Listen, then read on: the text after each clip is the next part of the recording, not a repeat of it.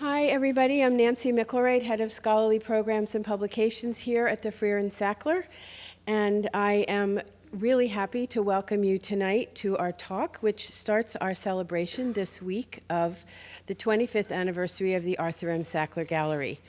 And I hope you'll be joining us for some of the other events that we have planned as part of this extraordinary celebration, an explosion event by Tsai Guo-Chang at the north entrance to the Freer on Friday afternoon, and in the Sackler Garden under that white tent, the presentation of a digital recreation of one of the Buddhist caves from Danhuang.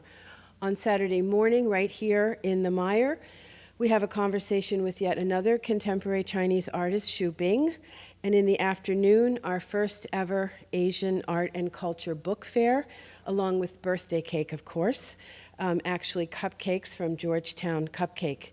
It's a lot to take in, and I'm only giving you these highlights, so please look at our website to get details of everything that's going on over the next few days. Tonight's talk is part of a series called Exhibiting Asia in the 21st Century, which was inaugurated this year as a joint effort of the curatorial and scholarly programs departments of the museum. We thought that this 25th anniversary seemed like a good time to reflect on what we as curators, researchers, writers, and educators do in our practice in the museum, and particularly how that practice has changed since the time of the Sackler Gallery's founding 25 years ago. Now, it's difficult to think of anything that hasn't changed since 1987. But perhaps useful in this context is to remember that in 1987, receiving an email message was a novel event, and one felt compelled to answer it right away, which is a far cry from today, when another email message is just one more addition to an overloaded inbox. Long-distance telephone calls were still occasions where cost was an issue, and depending on where one was calling, an overseas operator would be involved. In other words, communication was at a completely different pace and level than we're used to now. In the late 1980s and 1990s, we began to embrace the concept of the global as technology, economic, and political change made the transformation of communication, travel, and a host of other things possible. But after a few decades of living in the global reality, that rush to embrace it has become tempered with a great deal of caution about the cost of the global in terms of the damage to the planet, the loss of the local, and a range of other issues. One example of this progression of thought and practice is the growth of the slow food movement. It turns out that shipping tomatoes halfway around the world so we can eat them all year round results in truly awful tomatoes, and we all know this. Maybe, the thinking goes, we should focus on what we can grow and eat locally and on making that as delicious and healthy and sustainable as it can be. The slow food movement as a concept does not translate well to the museum, especially not to our museum with its collections from all over the world. But we are faced with challenges similar to those which led to the genesis of the slow food movement. In the art world of today, with major museums and important biennales encircling the globe, constant movement and communication among artists, collectors, scholars, and curators, how do we choose? What is important, even essential for us to do here in this museum in Washington? How is our work affected by the hugely expanded universe of art in which we now operate? In the mythic old days, there used to be artists and curators and educators. Now the line between those categories are blurred, and that too is having an impact on how we work. These are some of the questions we have been and will continue to address with these talks. We're delighted that this inaugural year of the Exhibiting Asia series is concluding on such a high note. No pressure for you, the last speaker.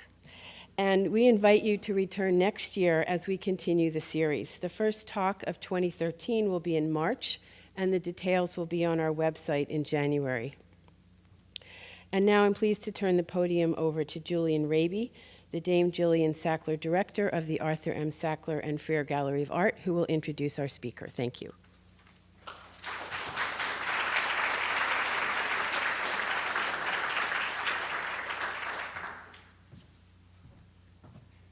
Thank you very much, Nancy. Good evening, everybody. I'd like to extend a warm welcome to friends, colleagues, and guests,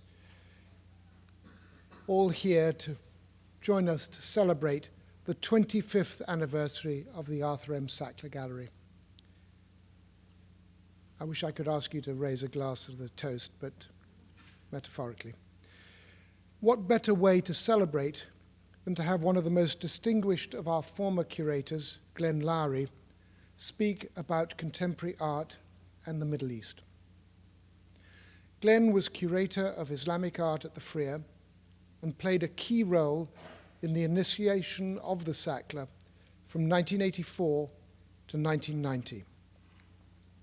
Glenn has gone on to become one of the Illuminati of the art world. I'd say, given his penchant for wearing something purple, that he's an emperor of the modern art world.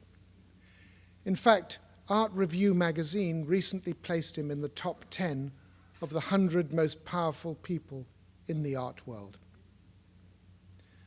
Glenn, of course, is the director of the Museum of Modern Art in New York. He's been instrumental in that institution's renaissance and its glittering new premises. Glenn was previously director of the Art Gallery of Ontario, but perhaps a little presumptuously, we like to think that the Freer and the Sackler merit some credit for incubating Glenn's current status. People who worked with Glenn here recall his brilliance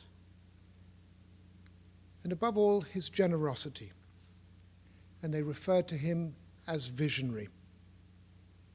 In 1986, he helped discover and then acquire the vaunted collection of Persian and Islamic paintings that once belonged to the Parisian jeweler Henri Vervet, a collection of manuscript jewels that had disappeared from view for more than 40 years. Glenn produced 2 major publications on the collection, including a 2-volume catalogue. In 1989, Glenn co-curated with his Harvard classmate Tom Lentz Timur and the Princely Vision, Persian Art and Culture in the 15th Century. This was a remarkable exhibition, the first major loan exhibition at the new Sackler Gallery, and in one swoop, it put the Sackler on the map in terms of international art exhibitions. I remember the spectacular nature of the loans and the spectacular mise en scène. It was a revelation of an exhibition. Glenn is renowned as a great colleague, and that collegiality is evident in the number of projects that he's developed in tandem with others. These include his work with Michael Brand, former director of the Getty Museum and now the director of the Art Gallery of New South Wales, a project which was Akbar's India, Art from the Mughal City of Victory, and his project that I mentioned a moment ago on Timur, done with Tom Lentz, who's now director of the Harvard Art Museums. This evening, Glenn will be speaking on Making History, Contemporary Art and the Middle East. This is a perfectly chosen topic for the occasion of our 25th anniversary. Why? Because I believe our 25th anniversary should not just be about looking back, but looking forward. So as we look forward to our next 25 years, we're determined to create a greater emphasis on contemporary art at the Sackler. In fact, I'm delighted to announce that our 25th birthday gala tomorrow night will net a remarkable $1 million.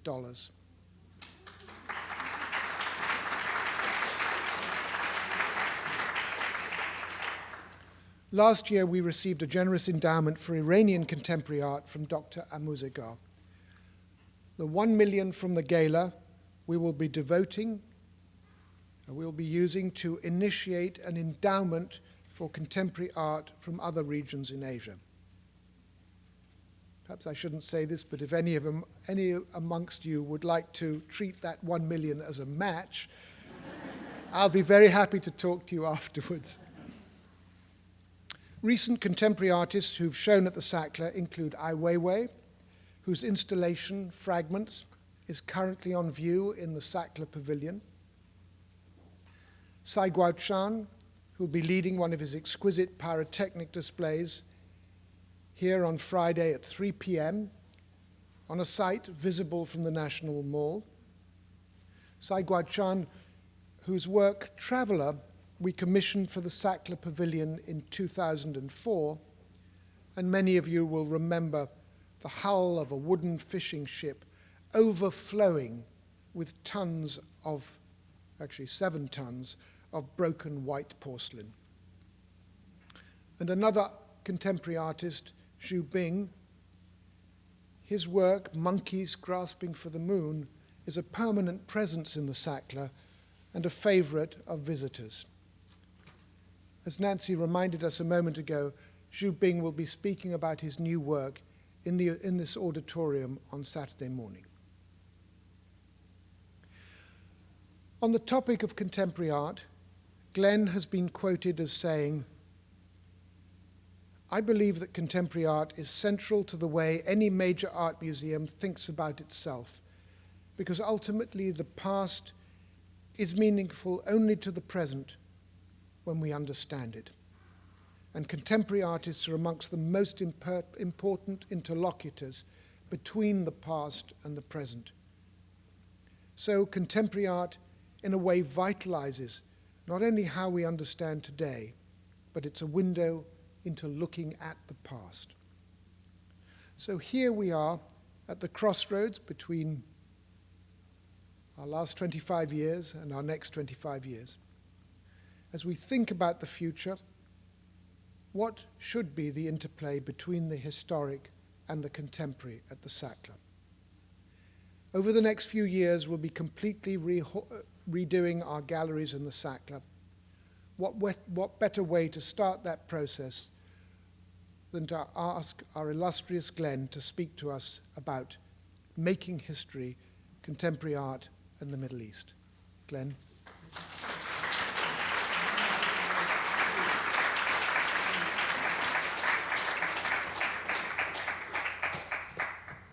Can you hear me if I talk from here in the back?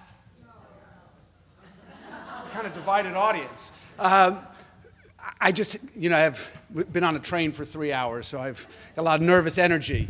But I just wanted to begin by saying how deeply honored I am to be speaking on the eve of the Sackler's 25th anniversary. This institution means so much to me, and I learned so much when I was here and made such incredible friends. And I just want to take a moment to first remember Arthur Sackler, whose driving ambition, whose vision, whose commitment created this institution.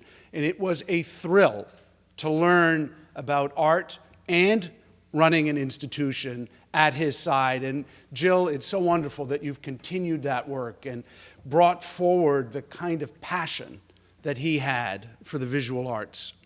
And Milo Beach and Tom Lawton, the early directors of the Freer and Sackler galleries, who did such an amazing job at grounding the kind of deep research and intellectual dimensions of this institution, but marrying them with a profound commitment to the aesthetic values of objects, a vision and a direction that, Julian, you have done such a great job of bringing forward today. And really, it's just scintillating for me when I do come back to the Freer and the Sackler to see how beautiful everything looks. And I really want to say to Masumeh Farhad, who has been such a dear and good friend now, I'm not going to say for how many years, because she still looks the way she did in graduate school, but who has been, truly a great and constant friend over many decades, and who does such a remarkable job here as curator of Islamic art, and so many other friends that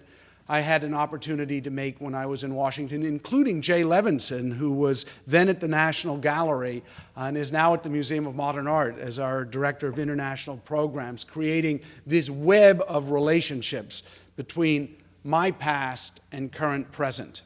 So the idea for this conversation tonight really began many years ago when I was in Dubai with Walid Raad, whom you see here talking to his dealer. And we found ourselves at this remarkable hotel for the Global Art Forum. And every time I look at this picture, I think, oh my God, it's like an Orientalist fantasy via Hollywood's vision of Venice set on the Gulf of Arabia. And we were there to talk about new trends in contemporary art. And during the course of our conversation, we thought, let's go to Abu Dhabi and see what's going on there. And so off we went across a landscape that at the time was barren except for these major roads that were being constructed to connect Dubai to its sister state, Abu Dhabi. And there was this sense of a place that was developing but not yet fully formed, a place, and here you are in Abu Dhabi, of enormous potential and yet still not yet a resolved past. And that sense of potential was strikingly evident as we drove down the road and saw this remarkable sign from the Abu Dhabi Commercial Bank, pre-write history.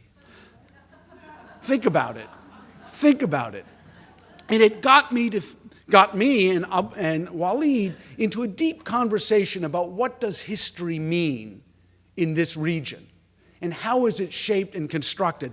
A region that, despite all of the energy and potential that is so evident in the Gulf, is also a region that has been the site of a grinding and grueling war in Iraq, a spring a year ago in Tunisia and in Egypt, among other places, that has unleashed a set of impulses not yet fully resolved, and that, of course, we remember every day with the civil war in Syria.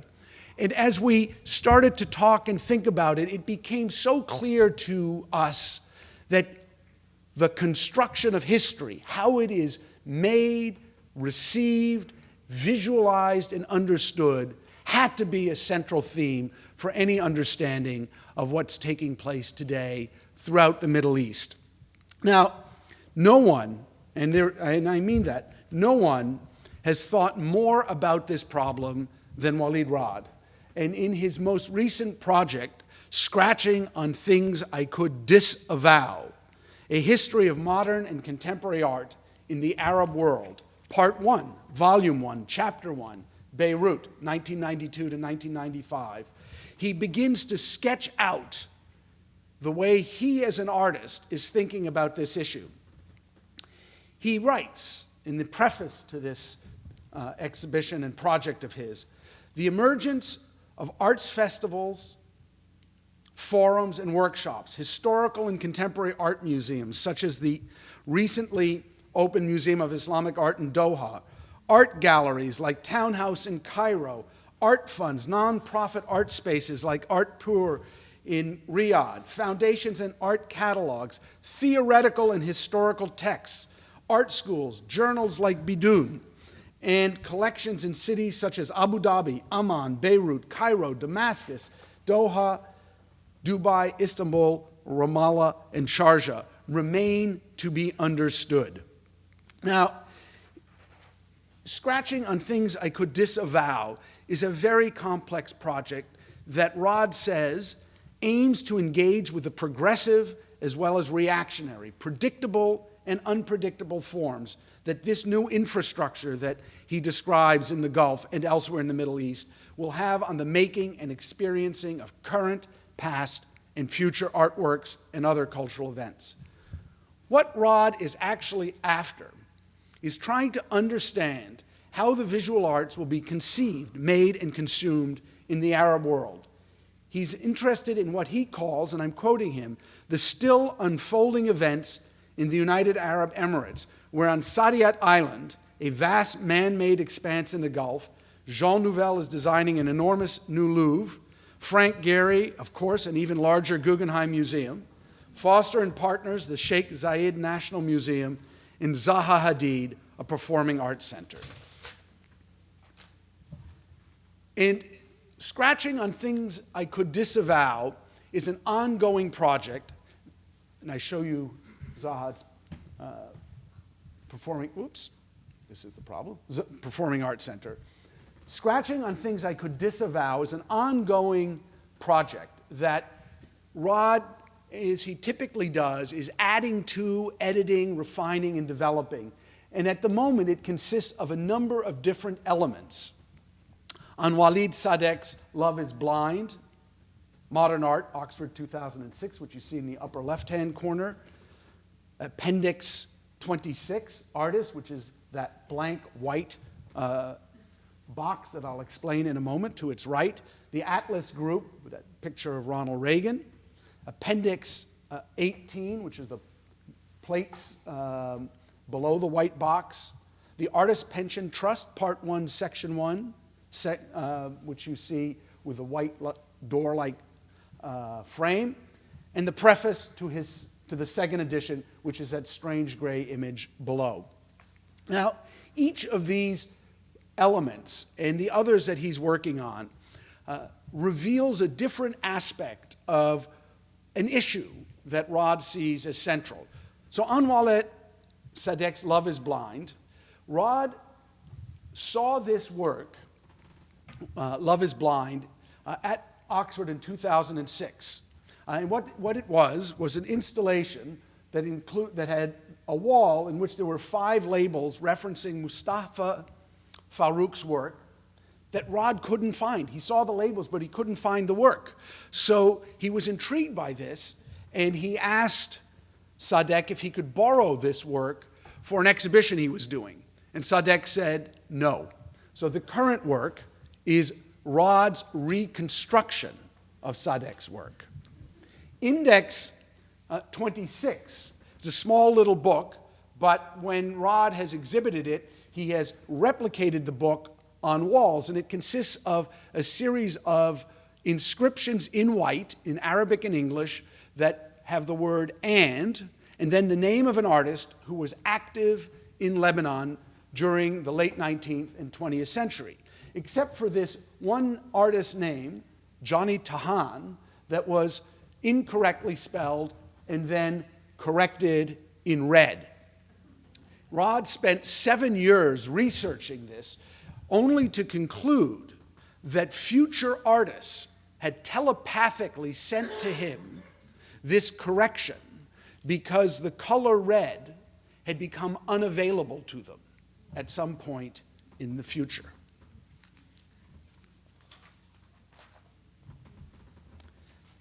Appendix 18 consists of a series of plates on which there are minuscule inscriptions describing works of art that are so small that even with a magnifying glass, you can't see them. An accompanying text by Raad explains that the Lebanese civil wars affected the country's citizens physically and psychologically, killing many, wounding and displacing others, and leaving no one unscathed. It is also clear, he writes, that these wars affected colors, lines, shapes, and forms. Some of these are affected in a material way, and like burned books or razed monuments, are physically destroyed and lost forever. Others, like looted treasures or politically compromised artworks, remain physically intact, but are removed from view, possibly forever. And yet others, sensing the forthcoming danger, deploy defensive measures. They hide, camouflage, and dissimulate. The Artist Pension Trust, according to Raad, is a project that he began in 2007 when he was asked to join the Dubai branch of the Artist Pension Trust, APT. As a private company, Raad writes, established in 2004 by a Saudi entrepreneur and a risk management guru, APT aims are to select and pool artists and artworks into investment and pension funds. To determine whether or not APT Dubai, which is the section of this that he was asked to join, Raad says he found himself asking who was funding APT and Mutual Art, which is the parent company, and why was APT launching a trust in the Middle East. This led him to look into technological innovations in the areas of statistics, risk management concepts, and finance, art as an alternative asset class, culture as an engine of economic growth in the Arab world and elsewhere, text data, mining, and face recognition algorithms, all of which are used by Mutual Art, the parent company. This led him to the current tableau, which he regards as a stage set for an accompanying oral presentation and performance, in which he will, at some point, narrate his findings. Preface to the second edition, plates 1 through 4, reflects the fact that Raad, when he was in Doha at the Museum of Islamic Art, had this striking experience where he realized that none of the works of art on display had any shadows. So he decided to provide some shadows for these works, to make them real from his point of view.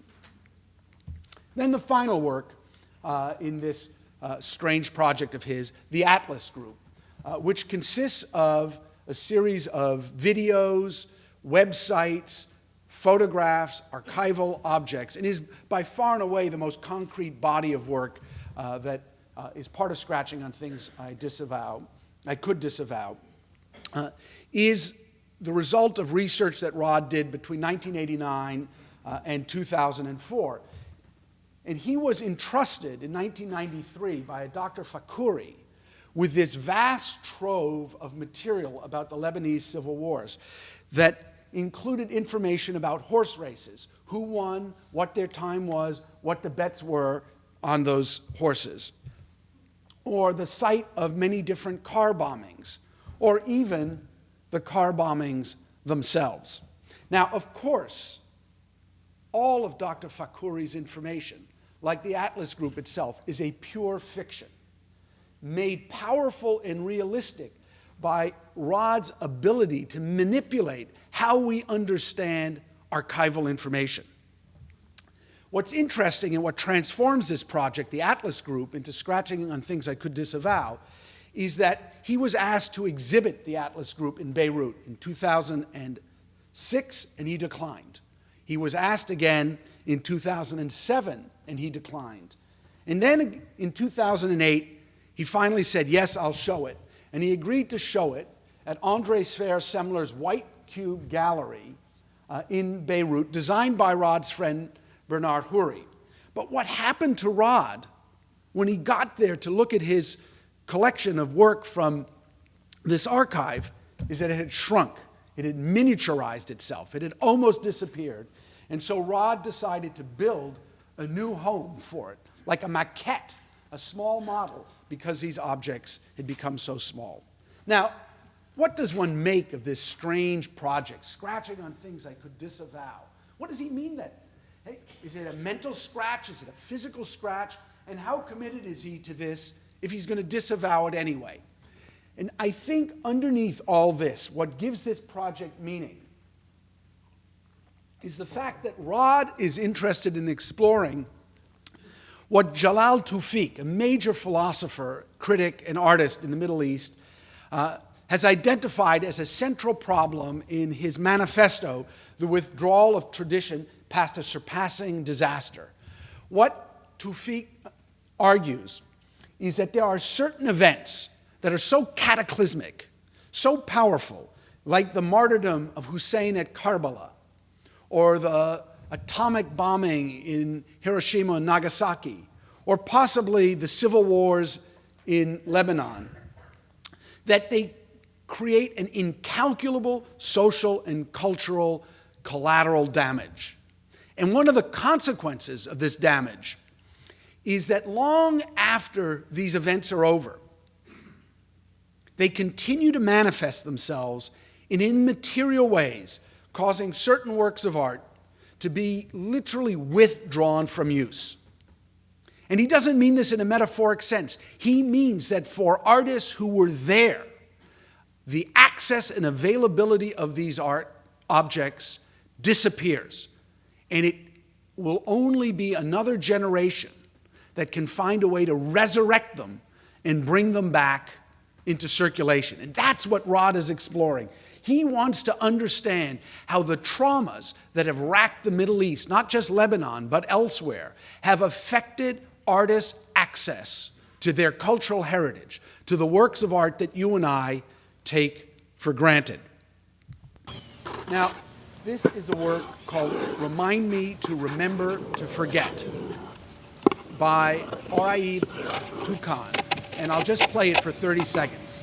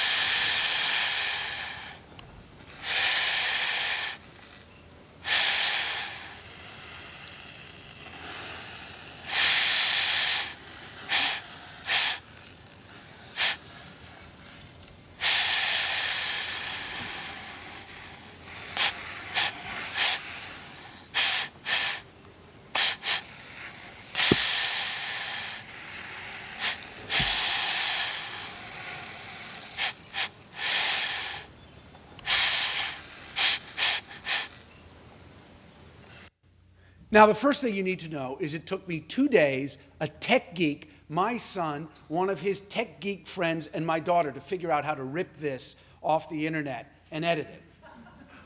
That in itself was a challenge. But far more importantly, what Toukan is doing here is she is making visible the very problem that Jalal Tawfiq underscores. She's addressing a Middle East that has been cut up, chopped up, pillaged, and raped for centuries, not just by colonial and post-colonial powers, but by various feuding dynasties over centuries. And she is trying to deal with the fact that memory for her as an artist cannot exist. And she has to remind herself to remember to forget. This is an issue that she continues to explore in the newer Middle East, which is a fascinating project where she created this map. It's like a jigsaw puzzle out of foam core bits, and you as a viewer are invited to come in, take them off their magnetic strip, and remake the Middle East as you see fit. And the idea for this came to her when she read a scientific definition of memory as the ability of a material to return to its original shape after being subject to a deformation. And for her, she was thinking about the Peters map. Ralph Peters was a lieutenant colonel in the American Army who in 2006 redrew the Middle East, not based on current geography or even natural borders, but redrew it based on ethnic concentrations and religious communities, and created the new map of the Middle East, which Toukan superimposed on the Sykes-Picot map, which was a map drawn in 1916, was a secret agreement between the French and the British on how to carve up the Middle East upon the dissolution of the Ottoman Empire. And by superimposing these two different ways of visualizing the Middle East on each other, she ended up with these fragments that you can then put together to make a newer Middle East. What she's doing is, of course, exploring how the different forces that create nationalities and boundaries are the result of political circumstances, right? No map is neutral. No decision is neutral. The way in which the French and the British decided to allocate spaces in the Middle East, which has had a profound impact on the instability in large parts of the Middle East today, was the result of their efforts to carve it up as they saw fit. She's continued this project with the equity is in the circle, something that she presented at the 2009 Venice Biennial, where she brought together a group of experts to talk about how you could actually sell the entire Middle East to the highest bidder. Number one is, who do we have as a buyer, and would somebody be willing to come in as a single buyer, or whether it would be important to kind of build a partnership or a corporation that would come in and purchase segmented pieces of the land. There isn't, of course, an established process to do this in the UN or anywhere else, but nothing is impossible in diplomacy or indeed negotiation, and if the price is right, usually you can find a seller.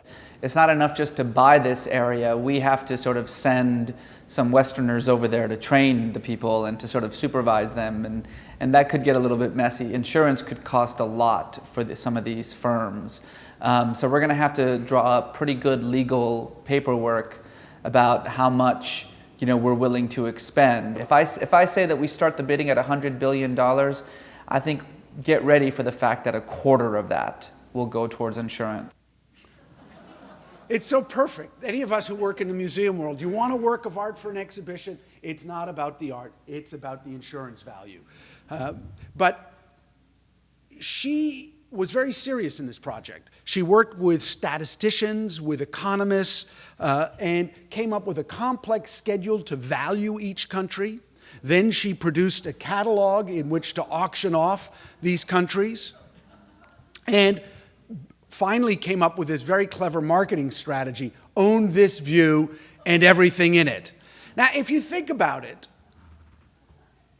where colonial powers sought to own the Middle East based on natural resources, topographic location, and other political means, is it so crazy to think about oil-rich Gulf nations simply acquiring the Middle East for fair market value? And all you have to do is spend a moment in Dubai with its over-the-top vision, building palm-shaped islands in the middle of the sea, to realize that this is not as far-fetched as it sounds, and that the forces that are constructing history, the forces that are shaping nations, are very complicated and far from being fully understood. Now, the ability to look at and explore different ways of understanding history at a national level is something that Michael Blum, an Israeli artist now living in Montreal, does in a very particular way through the introduction of an individual. In a tribute to Safiyeh Behar, what Blum did was to find her apartment on Hamalbase Caddesi in Istanbul, and to spend an enormous amount of time recreating it, along with all of the archival information he could find about her. And she was a remarkable woman. She was born to a Jewish barkeeper in Istanbul, and was lucky enough, because of the circle her parents were in, to grow up in what was then a very progressive environment, where she learned about Proust as well as Marx and other major European thinkers. She was a very determined woman, and at some point, and it's not at all clear when, she met Kemal Ataturk, with whom she had an affair. And the substance of that affair is relayed in a video that her grandson, Melek Tutunja, who lives in Chicago as an architect, talks about at length in a video that I wasn't able to pull off the internet, not having fully mastered those skills. But there he is in the back of a car talking about his grandmother. After Ataturk's death, she went to Chicago with her husband, where she fell into a communist cell and continued to have a life working with various schools and community centers, and talked about her affair with Ataturk, but never, of course, was able to produce much more than the odd reference, no letters, no photographs of the two of them together. Of course, even after her death, her memory lived on, and that's what Michael Blum was doing in this recreation of her apartment. She is an absolute fiction. Not that the journalists who covered the opening of the biennial knew that. And there was, in fact, a scandal that took place in Istanbul that the founder of the nation could have had an illicit affair with a Jewish woman nonetheless. And it took 3 or 4 days before people figured out that on one level this was a complete hoax.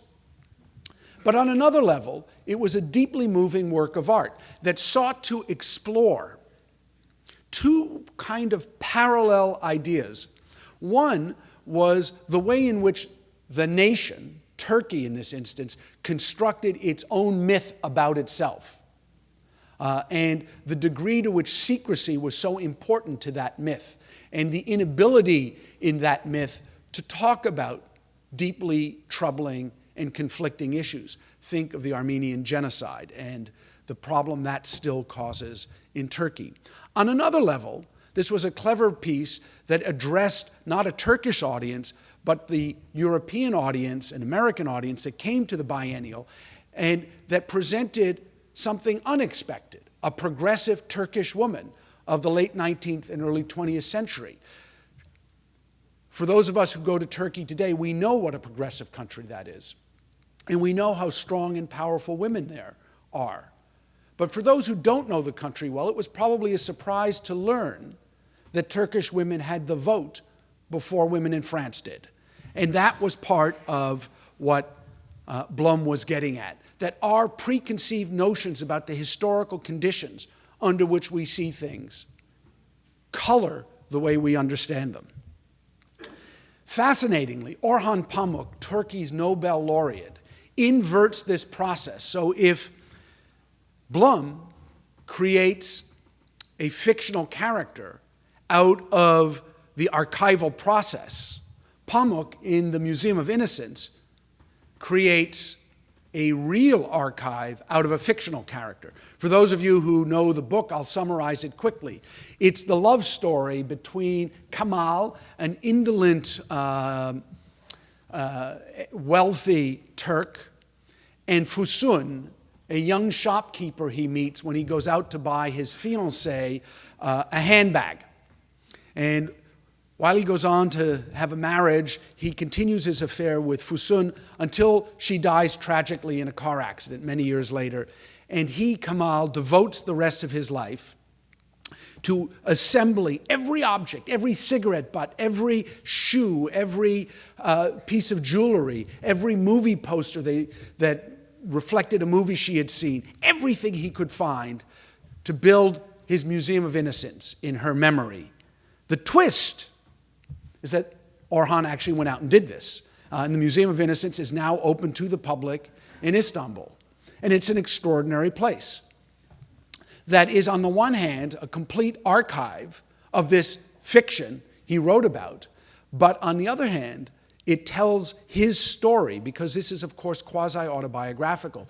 And as you move through the museum, and if you haven't gone, go, it's absolutely fabulous. As you move through the museum, you never quite know what is an outright reconstruction. I'll give you a hint. The 500 cigarette butts at the beginning are not cigarette butts. They were made painstakingly to look like cigarette butts. And what is, in fact, real, a photograph of Orhan or his family when they were young children, or what is a fabricated image. And at the center of this is the way in which the archive, as a repository of knowledge and memory, can be construed in new and different ways. Emily Jacir, a Palestinian American who splits her time between Ramallah and the United States, has produced, I think, one of the most fascinating works in this context. It's called Where We Come From, and it dates from 2003. And in this project, what she did was to go around and ask Palestinians who could not go to Israel to give her a wish, one wish of something they would like her to do, just anything. And the wishes verged from the very simple and moving, go to my mother's grave and put flowers on it, to the whimsical. Go to Haifa or Jerusalem and find the first Palestinian boy you can see and play soccer with him. And each wish comes with a documentation in which she describes the wish. Here, light candles in the Holy Sepulchre. A bit of a story about the person who was making that wish. And then their status. When they were born, what kind of passport they have, where they live. And ultimately, very beautiful photographs of her fulfillment of the wish. Now, what interests me about this project is not its exploration of exile or even of diasporic life, both issues that are central to Jacir's work. What interests me is the way in which she uses the strategy of wishing to recreate anew a community, linking the 30 people who participated and everyone else who might ever have thought about their life in Palestine before the creation of Israel, linking them in a new community, creating for them a new history, a history that is currently impossible for them to live, but a history nonetheless that gives them their dignity and ties them back to the everyday elements of their life. A similar kind of strategy is developed by Shadi Ghadirian, an Iranian artist, who in her Qajar series explores what it would mean and what it currently does mean for women in Iran. What she does is to stage these photographs of women dressed in Qajar-like costumes, in Qajar-like settings, but she introduces incongruent elements, like a bicycle, or reading a newspaper, or ultimately holding a photograph of two, quote, primitive objects. What I think she's after here is not only a feminist critique of the current regime in Iran. That's straightforward. What I think she's also about is finding a way to construct a history for herself and other women in Iran that goes beyond the stereotypes that they are confined to, both by a repressive regime, but also by a Europe and North America that doesn't fully understand the complexities of daily life in Iran. Now, the person I think who has done the most interesting work in this regard is Shirin Neshat, who has for years been examining not only the role of women and those who fall on the wrong end of the political spectrum in Iran, but also in her most recent, and I think most powerful work, Women, now it just literally came out, Women Without Men. Remember, yeah, Women Without Men. A film that she did, and that is so deeply moving that it really is the summation of what I'm trying to get at. It's a movie, if you haven't seen it, that deals with four women, Munes, Faiz, Zareen, and Fakhri, at the moment of the Mossadegh overthrow by Britain and, of course, the help of the United States. A traumatic, powerful moment that changed the lives of many. But Neshat is not only after the kind of obvious political issues. What she's after is how to understand this moment, how to construct a history here. This book that the movie is based on by Shanrush Parsipur of 1989 creates a story, a fictive story between these four women. Munes, who leads a repressive life at the mercy of her brother. Faiz, who is in love with her brother, but suffers terribly in the kind of tumultuous moment of the revolution when she's raped. Zareen, who's a prostitute and who in many ways becomes a focus of this story, and Fakhri, who is married to a general but in love with somebody else. And they all come together in a kind of magic realist moment in a garden. And I'm going to play you a kind of overview clip of this extraordinary movie, Women Without Men, that'll give you, if you haven't seen it, a sense of the drama of what Nishat is after. دکتر مصدق نخست وزیر ایران با محکوم کردن این حرکت غیرقانونی من دارم میرم سر کار. پا میشی وسایل شامو جور میکنی، از خونه بری بیرون پاتو قلم میکنن.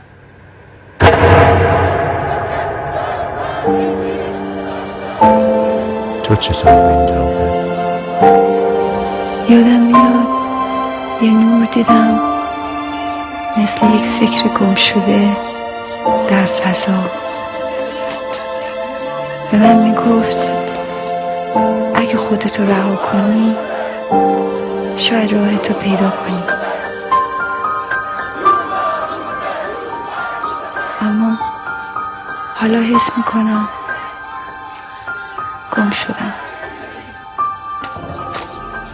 نمیدونم زندم یا مردم.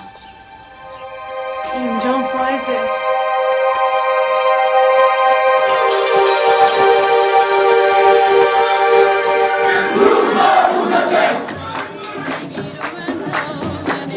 طبق اطلاعات دقیقی که به دست حزب رسیده دیگه هیچ گونه شک و شبهه‌ای نیست که عوامل آمریکایی در صدد توطئه‌ای به شکل یک کودتای نظامی هستند.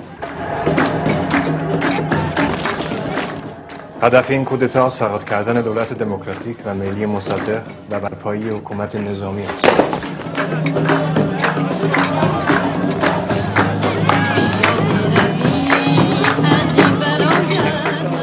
شما توده‌ای هستی؟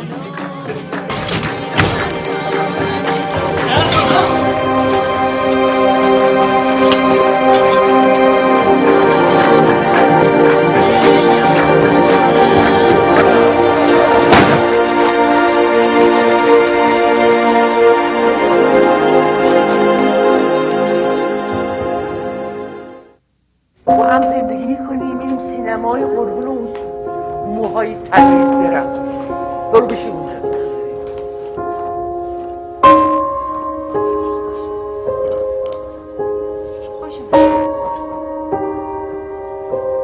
زرین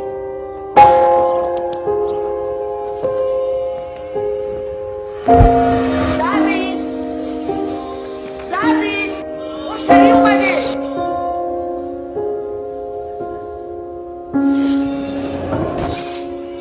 کجایی؟ تو این گرمای تابستون منو از این همه پله کشوندی بالا. اصلا امروز چه تو؟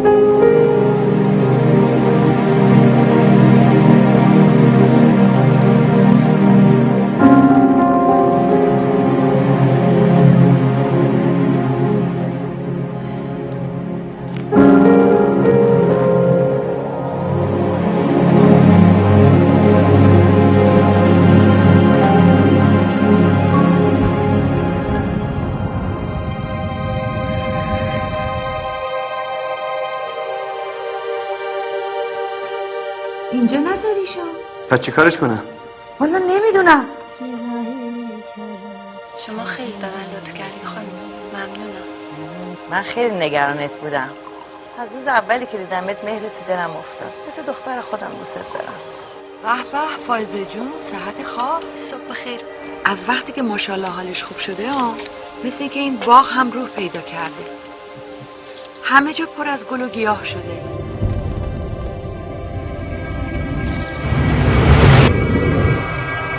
اینو باید حتما شب مهمانی بپوشیم.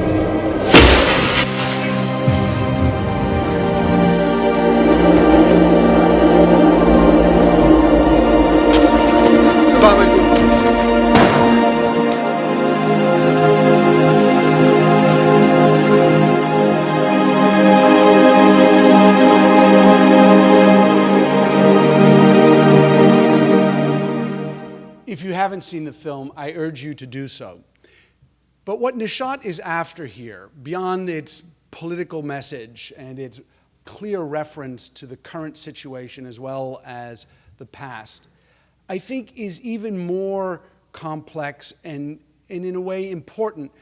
What she's after is how can one construct another history, an alternative history. Women Without Men is an effort to use the strategies of magic realism and to take this powerful novel and create a separate, alternative way of reading the events of not just the present, but the past in Iran through the filter of these four remarkable women whose lives become intertwined in this magical space and garden.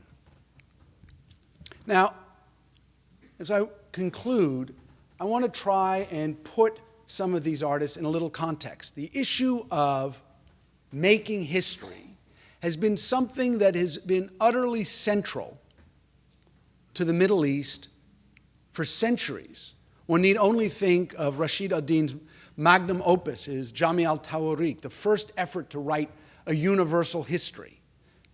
Of course, like any universal history, it purported to be an objective history, but it was also a history told through his eyes in his efforts to provide legitimacy to a new dynasty. Or the tomb of Timur in Samarkand, where his grandson, years after Timur's death, erected a jade cenotaph on which was inscribed a lineage for Timur all the way back to Alankuva, who was, in fact, a mythical Mongol queen who had been impregnated by a ray of light. And on the tombstone it says, and she was not a prostitute. But who was essential to the Timurid effort to establish their legitimacy as the heirs to the Mongol Empire. So in order to do that, they had to create a mythical ancestor that linked Genghis Khan and Timur to each other, not unlike the fabricated histories of Dr. Fakhuri or Michael Blum and Safiyeh Behar, or even one of the greatest Persian epics, the Shahnameh, which tells the story of the mythical kings of Iran, trying to create a history for a new dynasty. It was written in the 11th century in Iran by establishing the legitimacy of their rule by association with a mythical past. For all of these moments, the idea of history and its role in the configuration of the present is absolutely central. And to my mind, no one deals with this better than Antonin Sevrugin, the great late 19th century Russo-Iranian photographer whose archive sits at the Freer Gallery of Art. Here, photographing the execution of Mirza Kamran Beg in 1896. But what interests me in this photograph is not the execution scene, but Sevrugin's insertion of himself into the playing field by allowing his cast shadow to take such prominence. It's a strategy that he uses over and over again. Here he is photographing the Gulistan Palace, and who's in the background? Not the Shah, but Sevrugin again, seen reflected in a mirror. This idea of the importance of the individual in the construction of an image that is going to become historical is a vital part of a long, ongoing conversation throughout the Middle East and Iran. But at the same time, the artists we're talking about are contemporary artists deeply engaged in a conversation with other artists, if you wish, in the global arena. Here, Walid Raad's Atlas group, after it had been shrunk because of the forces of a surpassing disaster. But it's also a clear reference to Marcel Duchamp's Boîte en Valise, or even Marcel Brodter's Département des Aigles, a project in which Brodter's, a Belgian artist, seeks to create his own museum based on the Department of Eagles. Now, the big difference, of course, is that Duchamp uses the strategy of his box, which is a summation of every work of art he ever made, summation of every work he ever made in a little suitcase. He uses this to challenge our understanding of what constitutes a work of art. In the same way that Brodter's, in his Département des Aigles, actually is looking at how museums construct their own taxonomies, their own organization, and challenging that. Whereas Raad is actually asking the deeper question, I believe, of what happens to images, to works of art, when they cease to be available to artists because a surpassing disaster has caused those images to withdraw from current use. Or Toucan, with her jigsaw map, is at the same time referencing Alighieri and Boetti, an artist of Italian origin. Arte Povera came to the fore in the late 60s and 70s, who went to Afghanistan and in a kind of complex conceptual gambit commissioned Afghan weavers to create all of these maps of the world. Or Safiyeh Behar's pseudo-apartment relates very clearly to Anne Millet's stage photographs. Anne Millet just won a MacArthur fellowship for this work. What she does is she invites Vietnam War veterans to restage battles in the Virginia woods. Or Emily Jacir with her conceptual work, where she takes this idea of a wish and then realizes it, is no different than what Ed Kienholz was doing in the 1960s when he sat down and said, these are works of art that I will make, and gives them a value, a size, and a scale, a kind of aspirational project, some of which he realized and some of which he didn't.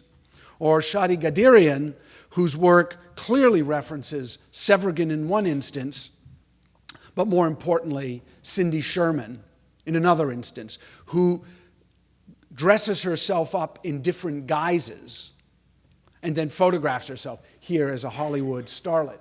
It's not that any of these artists are trying to do the same thing that their colleagues in Europe or North America are doing.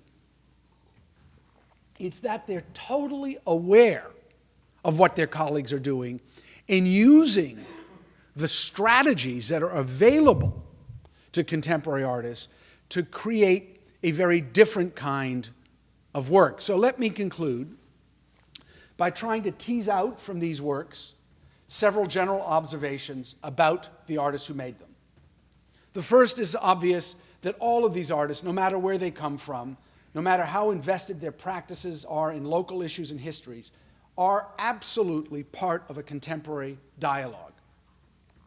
But while these artists' work relies on the same visual language and means of production as artists elsewhere in the world, they use strategies of ambiguity, subversion, and inclusion to produce very different and unexpected results. That is, their work constantly toys with the unknown, the ambiguous, the hard to discern.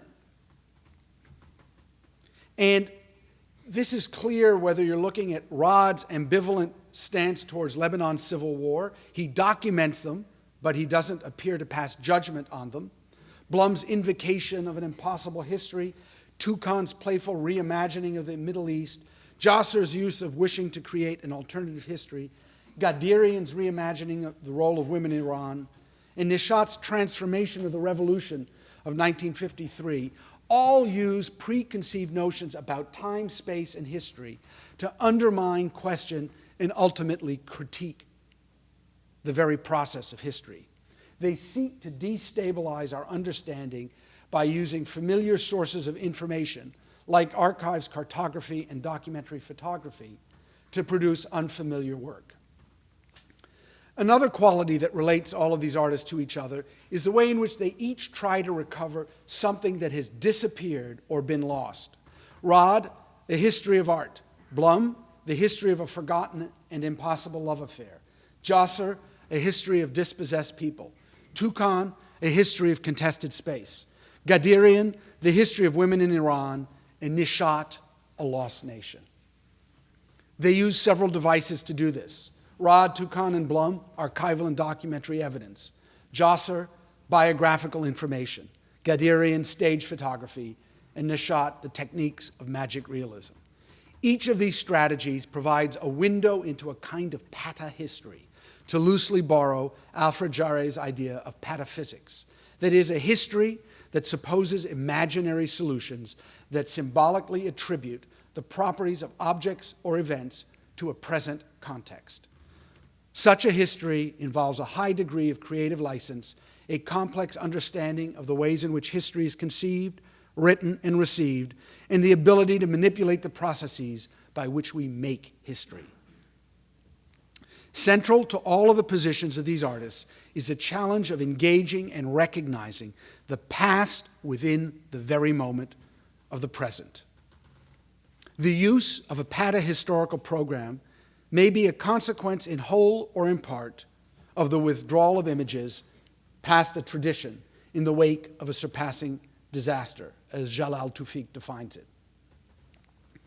If the catastrophic impact of a disaster occludes or erases tradition, or causes a range of images to be withdrawn, then artists are compelled to turn to other images or sources, or invent them wholesale, in order to try to recover or resurrect the tradition and images that have been lost, creating a kind of Moebius strip of possibilities and relationships.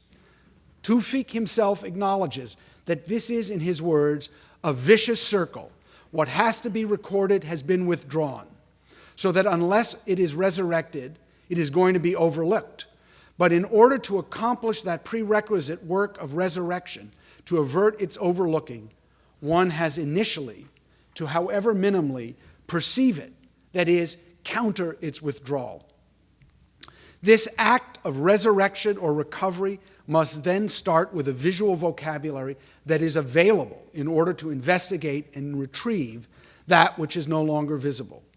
Moreover, as Tawfiq has noted, artists from those areas that have been subject to surpassing disasters, take the whole of the Middle East and Iran, often end up in another place because they have lost their tradition and must find something to replace it. In the specific case of artists from the Middle East, Europe and North America are often the places of relocation, since it is there, in Tawfiq's words, that we can be helped in our resistance by all that we do not receive in developing countries, because we can there meet people who can perceive, read, or listen, and genuinely use pre-surpassing disaster art, literature, and music and thought without having to resurrect them. That is, artists from Lebanon may not be able to see the art that was there before the civil wars, but we, not subject to that, can see that art, and by using that art, help those artists resurrect it. The whole idea of exile for these artists may need to be rethought as something more fundamental, a kind of historical essentializing that enables them to engage with other traditions, that in turn enables them to recover their own.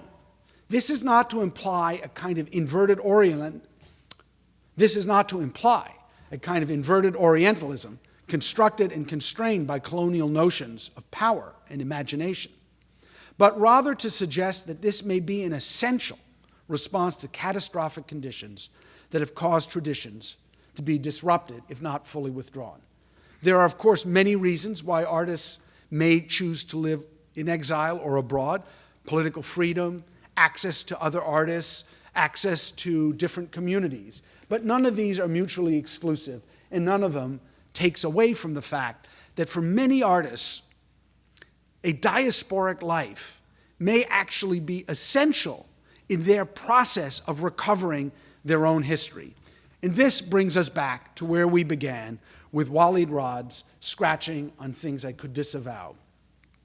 His project's goal of trying to write a history of art that was either largely erased over the course of much of the 20th century, or for a variety of reasons simply never written, is an effort to recover a tradition and its images that are now mostly invisible.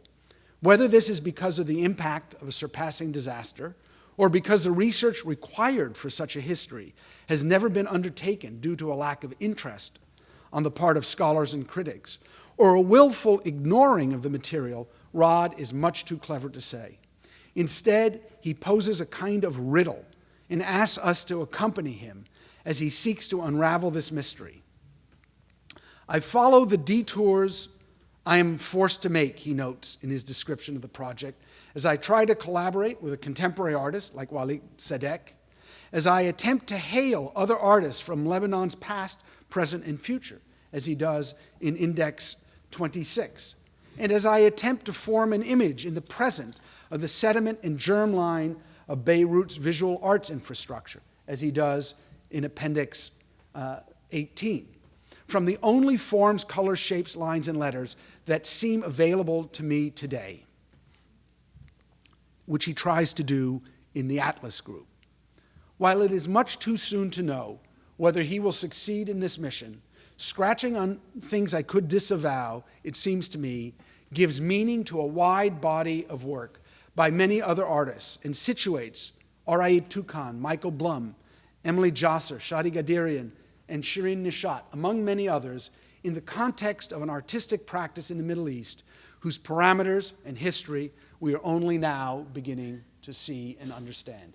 Thank you very much.